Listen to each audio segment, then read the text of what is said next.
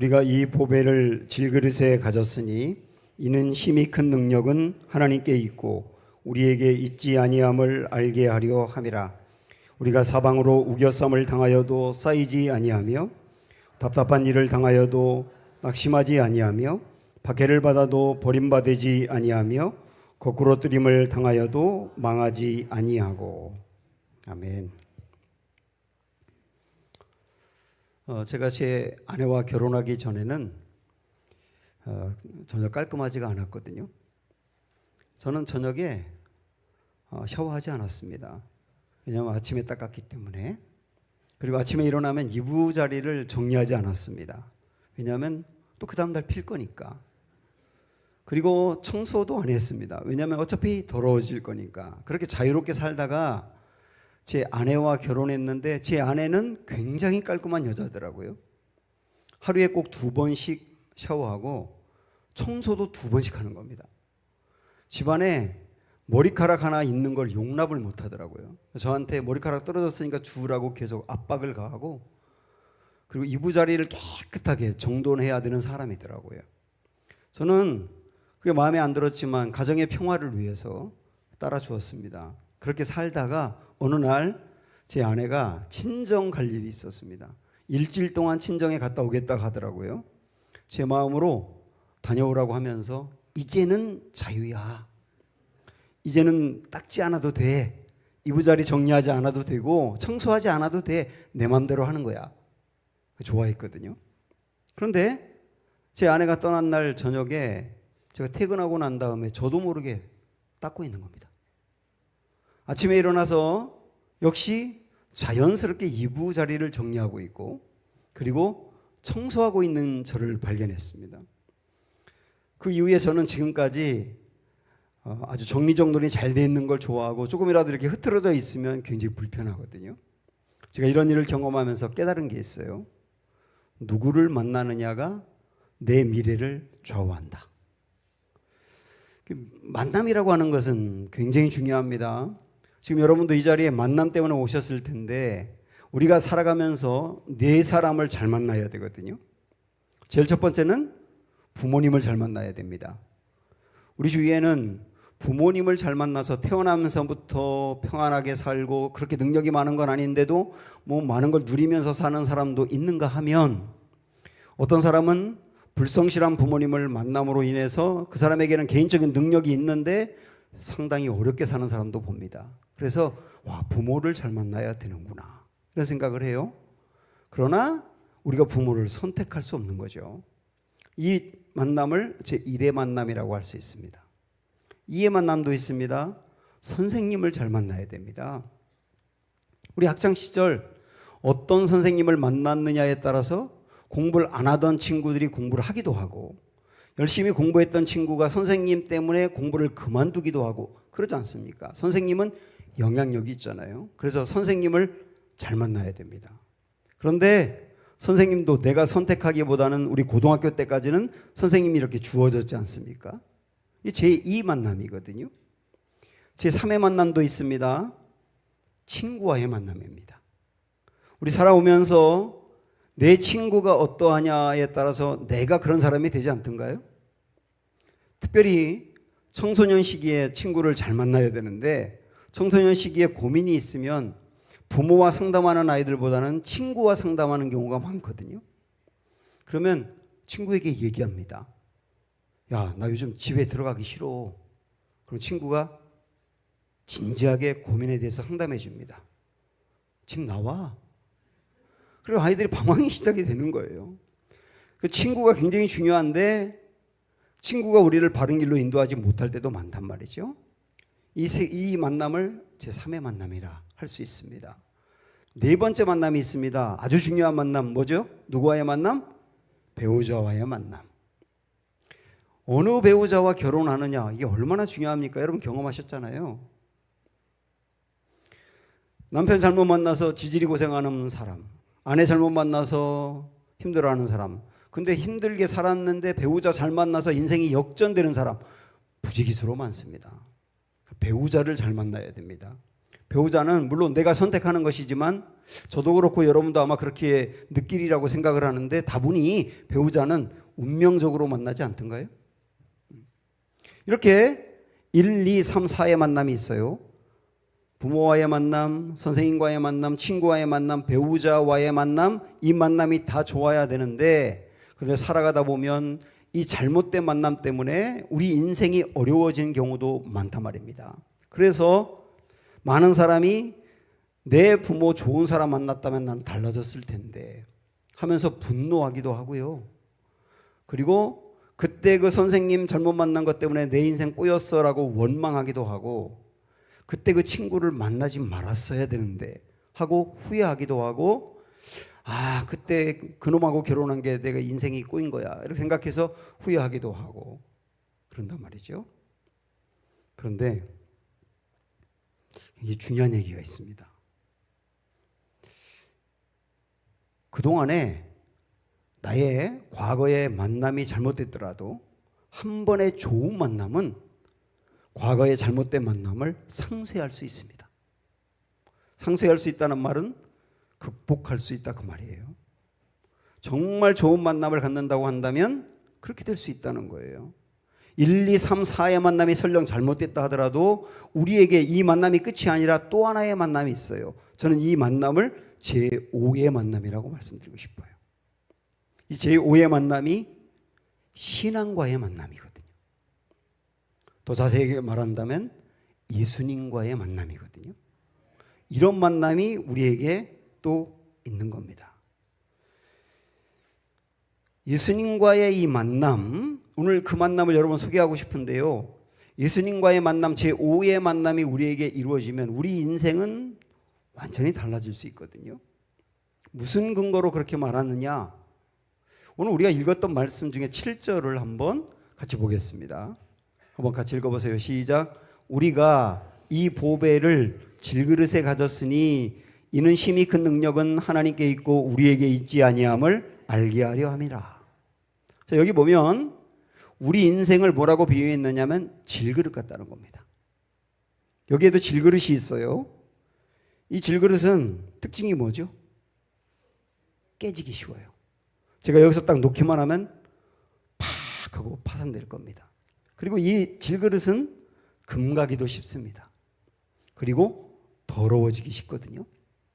우리 인생을 질그릇 같다라고 말하는 것은 우리 인생도 금가기가 쉽다는 거예요. 사람이 강한 것 같은데 어떤 때 보면 굉장히 연약합니다. 어떤 사람은 누군가의 말 하나에 상처받아가지고 그것 때문에 완전히 무너지거든요. 제가 알고 있는 어떤 목사님은 어릴 적에 아버지로부터 언어폭력을 당하고 학대를 당했는데 60이 넘으신 분이 아버지가 돌아가신 지가 꽤 됐는데도 불구하고 아버지 생각하면 분노하고 아버지 때문에 상처를 지금까지 끌어안고 살더라고요. 와, 사람이 강한 것 같은데 굉장히 약합니다. 금가기 쉽습니다. 그리고 사람은 연약하기 때문에 죄를 짓기도 쉬워요. 결심은 수도 없이 하는데 금방 무너집니다. 오죽하면 작심삼일이라고 하겠습니까?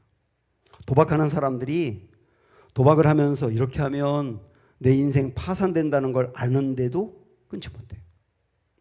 도박을 계속하면 재산 날리고 내 가정 깨지고 직장 잃고 내 명예도 완전히 밑바닥으로 추락한다는 것을 아는데 그걸 끊지 못하는 거예요.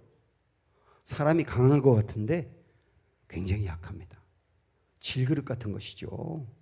그리고 더러워지기도 쉽고 어떤 사람은 생명이 굉장히 긴 것 같지만 어떤 사람은 하루아침에 어처구니 없이 떠나기도 합니다.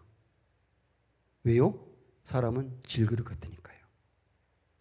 그런데 굉장히 중요한 사실이 있는데 그릇은 그 안에 무엇을 담느냐에 따라서 가치가 결정됩니다. 이 그릇 안에 홍삼물이 있거든요. 제가 홍삼을 원체 좋아해가지고 제 몸에는 홍삼이 흐른다 그러거든요. 이 안에 홍삼을 담았기 때문에 홍삼 그릇이 되는 거예요. 만약에 이 안에 술을 담았다 그러면 술잔이 되는 거죠. 그릇은 외형이 중요한 게 아니라 그 안에 무엇을 담느냐로 가치가 달라진다. 자, 여기에 두 개의 그릇이 있습니다. 이 그릇은 좀 비싼 겁니다. 여러분이 생각할 때 크리스탈 같이 더 비싼 거라고 생각하셔도 괜찮아요. 그런데 이 비싼 그릇인데 이 안에 뭐가 있느냐? 볼까요? 비닐봉지가 있어요. 과자 봉지가 있어요. 휴지가 있어요. 제가 침을 닦았던 이런 것도 있어요. 자, 이 그릇은 뭡니까? 쓰레기통이 되는 거예요. 아무리 비싼 거라 하더라도 이 안에 쓰레기를 담았기 때문에 쓰레기통이 되는 거예요. 반면 여기도 그릇이 있어요. 종이컵이거든요. 한 100원 하나요? 싼 거죠. 근데 싼 건데 이 안에 뭐가 있는지 볼까요? 돈이 있어요. 여기에 제가 목회 30년 하고 받은 금배지가 있어요. 제 아내의 반지하고 팔찌가 있어요. 꽤 비싼 겁니다. 그러면 이 그릇은 뭔가요? 보석함이 되는 거예요. 100원짜리밖에 안 되지만 이 안에 보석을 담았기 때문에 보석함이 되는 거예요. 그릇은 그 안에 무엇을 담느냐로 가치가 결정된다. 우리 인생은 뭐와 같다 그랬죠? 질그릇 같다 그랬어요. 그래서 금가기 쉽고 깨지기 쉽고 더러워지기 쉽다, 연약하다. 그러나 그 질그릇 같은 우리 인생에 정말 가치 있는 분을 담고 산다면, 그분을 믿고 그분과 함께 그렇게 산다면 우리 인생은 어떻게 될까? 그릇은 그 안에 무엇을 담느냐로 가치가 결정되기 때문에 여러분 이 말씀 한번 다시 한번 보실래요? 우리가 이 보배를 질그릇에 가졌으니, 여기서 말하는 보배는 앞에 있는 말씀을 보면 예수님이거든요. 우리가 예수님을 질그릇 같은 내 인생에 가졌으니 그렇게 말하는 거거든요. 그러면 어떻게 되느냐? 내 인생은 예수님이 보배니까 보배함이 된다는 거예요. 놀랍지 않습니까? 내 인생은 질그릇 같았었는데 거기에 정말 예수님을 내 안에 담고 그 예수님과 함께 가기만 한다면 내 인생은 보배함이 된다. 그래서 여기 나오는 말씀처럼 이는 힘이 큰 능력은 하나님께 있고 우리에게 있지 아니함을 알게 하려 함이라. 이 세상을 살아가는데 매우 중요한 능력이 주님에게 있는데 그 능력이 주님을 담고 있는 우리에게도 흘러 들어오게 돼 있다. 이렇게 말씀하는 거예요. 그러면 이 말씀 듣는 분들 중에는 무슨 근거로 예수님을 보배라고 할 수 있느냐? 예수님을 담으면 그 인생이 이렇게 달라진다고 했는데 무슨 근거로 그렇게 말하느냐라고 생각하실지 모릅니다. 예수님은 누굽니까? 예수님은 일반 사람들이 세계 4대 성인 중에 한 명이라고 그래요. 맞습니다. 우리 예수님은 성인이 맞아요. 그런데 예수님이 성인으로 끝난다면 우리는 그분을 존경하고 그분의 교훈을 따라가면 되거든요. 그런데 기독교인들이 믿고 있고 지금까지 수많은 사람을 변화시킨 이 경전이라고 말하는 성경에서는 예수님을 뭐라고 말할까? 특별히 성경 중에 요한복음이라고 있는데요. 그 요한복음에서는 예수님을 뭐라고 말할까? 1장 1절에 보니 이렇게 말합니다. 태초에 말씀이 계시니라. 여기 말씀은 예수님을 그렇게 표현하는 겁니다. 태초에 예수님이 계시니라. 이거부터 여러분 생각을 하고 가야 되는데 예수님이 언제부터 계셨다고요? 태초라 그랬어요. 태초. 태초가 언제입니까? 이 세상이 창조되기 이전을 말하는 거예요. 그러니까 예수님이라고 하는 분은 이 세상이 창조되기 이전부터 존재했던 분이다 이런 얘기죠. 이어서 이 말씀, 이 예수님이 하나님과 함께 계셨으니 이 말씀, 이 예수님은 곧 누구라고요? 하나님이라고요. 예수님이 하나님이라고요. 자, 이거 한번 생각을 해보시고 또 예수님이 태초부터 존재하신 하나님이구나 하는 거하고 또 하나가 뭐냐면 2절 3절에 보면 그가 태초에 하나님과 함께 계셨고 만물이 그로 말미암아 지은 바 되었으니 지은 것이 하나도 그가 없이는 된 것이 없느니라. 만물이 지금 우리 눈앞에 펼쳐져 있는 모든 세계가 예수님이 지었다는 거예요. 예수님이 지었다. 그 말은 뭐냐면 예수님은 누구라는 얘기입니까? 창조주란 얘기죠. 예수님은 하나님이다. 그리고 예수님은 온 만물을 지은 창조주다. 우리 한번 이런 생각해 보십시오. 만약에 정말로 예수님이 하나님이 맞고 창조주가 맞다면 그분의 능력은 얼마나 대단하겠습니까? 또 하나가 있어요. 예수님은 하나님이고 창조주인데 또 하나 예수님은 그리스도입니다. 다르게 말하면 구원자입니다. 예수님이 하나님인데 그 하나님이신 예수님이 인간 땅으로 오셔서 이 세상에 33년을 사셨거든요. 하나님이 인간이 되어 이 땅에 살았다. 우리 그런 얘기 뭐 다른 데서도 들어본 것 같긴 한데 그러면 그분이 이 땅에 왜 왔느냐? 마가복음에 있는 이 말씀을 한번 보세요. 인자가 온 것은 섬김을 받으려 함이 아니라 도리어 섬기려 하고, 그러니까 하나님이 오셨는데 섬김 받으려고 온 게 아니라 대우받으려고 온 게 아니라 그다음 뭐라고 말씀합니까? 자기 목숨을 많은 사람의 대속물로 주려 함이니라. 당신이 하나밖에 없는 목숨을 많은 사람의 대속물, 대속물이라는 말은 대신 죄 용서받게 하기 위해서 드리는 제물이라는 뜻인데 많은 사람이 죄라고 하는 것이 있는데요. 이 죄 때문에 형벌을 받아야 되고 그렇지 않습니까? 모든 죄는 형벌이 있지 않습니까? 죄 때문에 하나님 앞에 갈 수 없는데 모든 사람, 형벌 받아야 될 모든 사람을 대신해서 그분이 형벌을 받아서 죽었다는 거죠. 대신 죽었다 이거예요. 세상에 이런 일이 있을 수 있을까요? 어떻게 하나님이 죽습니까? 그것도 대신 죽습니까? 만약에 하나님인데 우리를 위해서 대신 죽은 것이 맞다면 와, 그만한 사랑을 가진 분이 또 있을까요? 우리 한번 생각을 해봅니다. 예수님은 하나님이고 창조주다. 그래서 예수님만한 능력을 갖고 있는 분이 없다. 그런데 그분이 나를 사랑해서 대신 죽으셨다. 그만한 사랑을 갖고 있는 분이 없다. 그렇게 결론을 내릴 수 있지 않습니까? 그래서 그 능력이 많고 그 사랑이 많은 그분을 정말 내 마음에 담고 질그릇 같은 내가 그분을 붙들고 살기만 한다면 우리에겐 대단한 능력이 생긴다는 거예요. 그 능력이 뭘까요? 이 말씀을 한번 보시죠. 네 가지를 말씀하고 있는데 우리가 사방으로 우겨쌈을 당하여도 쌓이지 아니하며, 둘째 답답한 일을 당하여도 낙심하지 아니하며, 셋째 박해를 받아도 버림받지 아니하며, 넷째 거꾸러뜨림을 당하여도 망하지 않는다. 교회를 다녀도 고난을 당합니다. 예수님을 믿어도 힘든 일은 있습니다. 내가 고난당하지 않으려고 교회 다니는 건 아니거든요. 교회 다녀도 힘든 건 힘들어요. 그러나 중요한 게 있어요. 사방으로 우겨쌈을 당한대요. 우겨쌈을 당한다는 말은 나를 포위한다는 얘기예요. 고난이 하나가 오는 게 아닙니다. 하나만 오면 이길 것 같아요. 근데 남편이 아픈데 집에 돈이 말랐어요. 근데 아이들이 속썩여요. 막 이런 게 한꺼번에 다가올 때 어떻게 해야 될지 모르겠어요. 이게 우겨쌈을 당한다는 말이거든요. 이럴 때 얼마나 쌓이겠습니까? 그런데 정말 예수님 그분이 내 안에 있는 사람은 쌓이지 않는데요.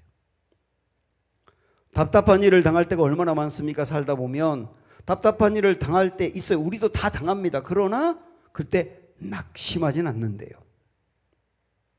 마음이 완전히 무너져 내리진 않는단 말이죠. 그리고 박해를 받는답니다. 이때 당시 박해는 육체의 고통을 이야기하는데 육체적으로 고통이 따라요. 그런데 고통이 따르지만 버림받지는 않는다. 그 말은 뭐냐면 무너지진 않는다는 거예요.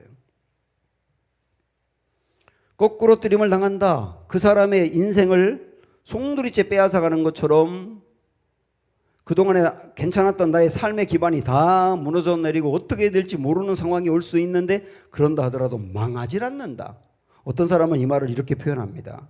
예수님을 정말 마음에 모시고 사는 사람은 다운은 당해도 KO 되진 않는다. 그렇죠? 다운은 당할 수 있어요. 살다 보면. 그러나 KO 되진 않는 거예요. 이게 바로 질그릇 같은 인생에 예수님을 담고 사는 사람이 누리는 은혜거든요. 그런 삶이 제 목회 30년 이상 하는 동안 굉장히 많았습니다. 이런 분들을 제가 목회하면서 보았기 때문에 목회는 제 피를 끓게 하거든요. 그럴 리는 없지만 만약에 다시 한번 제가 이 땅에 와서 어떤 사람이 저에게 당신 또 산다면 목회하겠어요? 라고 한다면 저는 당연히 그러죠 라고 말할 거예요. 왜? 이런 사람을 보았기 때문에. 사랑하는 여러분, 인생은 초행길이거든요. 인생은 한 번도 걸어본 적이 없는 길을 걷는 거예요. 우리 옛날에 내비게이션도 없고 아무것도 없을 때 처음 가는 길을 가본 적이 있죠. 한 번도 가본 적이 없는데 목적지를 향해서 가는데 그때 어떻게 가셨어요? 지도 보면서 가고 가다가 사람 만나면 내려가지고 숲 아줌마한테 거기 가려면 어떻게 가야 되냐고 물어보고 그러면 이쪽 가다 이쪽 가다 이쪽 가라 그러고 또 가다가 동네 아저씨한테 물어보고 막 그렇게 갔지 않습니까? 근데 지도 보고 갔는데 지도를 잘못 봐가지고 가다 보니까 엉뚱한 데 가 있네. 그분이 분명히 이쪽으로 가면 길이 나온다고 해서 갔는데 가보니까 길이 없네. 그건 그나마 나아요. 어떤 분들은 조금 연세가 드신 남자분들은 자존심이 있어가지고 느낌으로 갑니다. 이 길로 가면 분명히 길이 나온대. 분명히 목적지에 간대. 갔는데 아무것도 없어요. 그러면 되돌아와야 되잖아요. 간 만큼 되돌아와야 되잖아요. 초행길은 위험한 길이에요. 우리 인생이 초행길인데 말이죠. 오늘 10월 20일은 생전 처음 사는 날이거든요. 내일 10월 21일도 우리 평생 처음 걷는 길일 겁니다. 왜요? 인생은 초행길이잖아요. 와, 이렇게 초행길을 걷는데 여러분 그 길을 뭐에 의지해서 가세요? 혹시 여러분 느낌으로 가지 않으세요? 이렇게 가면 행복할 거야. 이렇게 가면 잘 살 거야. 이렇게 가면 후회 없는 인생 살 거야. 그 느낌으로 가지 않으세요?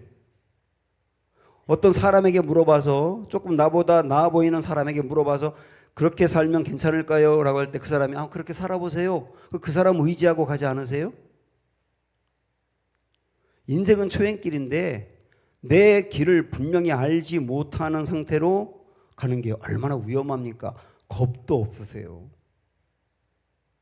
그러면 인생이 초행길이라 어떻게 하는 게 가장 지혜로울까요?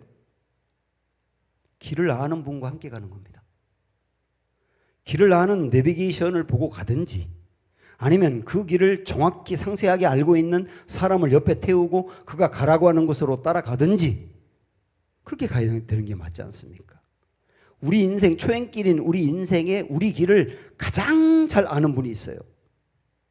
어떤 길로 가야 행복한지 어떤 길로 가면 안 되는지 우리 인생의 마지막 호흡이 멈추는 날 그래도 내 인생 괜찮았어 라고 말할 수 있는 길은 어떤 것인지를 정확히 아는 분이 있다고요. 그분이 예수님이거든요. 그분이 요한복음에서 이런 말씀합니다. 나는 길이다.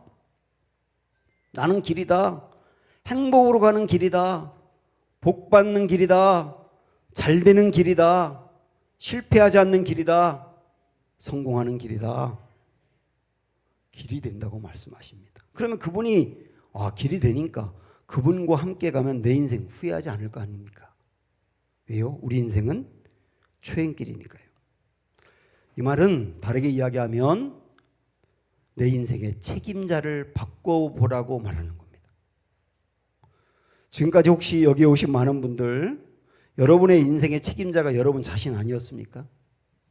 내가 내 인생의 계획을 세우고 내가 세운 계획대로 열심히 달려가고 그리고 일어나는 결과에 대해서 내가 책임을 지고 내 인생의 책임자는 나야. 그러면서 달려가지 않으셨나요? 지금 잘 가고 계신 거 맞습니까? 이 질문에 여러분 어떻게 대답하시겠어요? 여러분은 여러분 자신을 믿을 수 있으세요? 저는 목사입니다. 나름대로 반듯하게 살려고 애를 쓰는 사람이지만 저도요, 저를 붙잡아주고 저를 통제할 분이 없다면 제 인생 어디로 튈지 어떻게 망가질지 저도 몰라요. 사람이 다 그렇거든요. 내 인생의 책임자가 내가 되었을 때는 위험하단 말입니다. 그래서 오늘 우리에게 이렇게 말하는 겁니다. 책임자를 바꿔보지 않겠냐고. 책임자를 나 자신에게서 내 길을 정말 잘 알고 있는 그분에게로 바꿔보지 않겠느냐고 우리에게 말하는 거거든요. 제가 알고 있는 기독교 작가 중에 김성일 장로님이라고 있습니다. 이분은 모태신앙으로 태어나서 중학교 2학년 때까지 교회를 다녔는데 중학교 2학년 아이가 생각이 띄었는지 니체하고 샤르트르라고 하는 철학가의 책을 읽게 됩니다. 특별히 샤르트르의 철학이 이 김성일 중학교 2학년 학생의 마음을 사로잡아요. 샤르트르가 한 얘기를 골자는 이런 겁니다. 내 인생의 주인은 너야. 다른 사람이 내 인생의 주인이 될 수 없어. 내가 원하는 대로 살아. 그리고 내가 원하는 대로 산 거에 대해서 책임은 네가 져. 멋있지 않습니까? 주도적이고 주체적이고 얼마나 멋있어요. 이 문구가 김성일이라고 하는 중학교 2학년 학생의 가슴에 들어오면서 기독교를 보니까 기독교는 너무 무기력해 보여요. 매일 교회 가서 울고 뭐 달라 그러고 하나님께.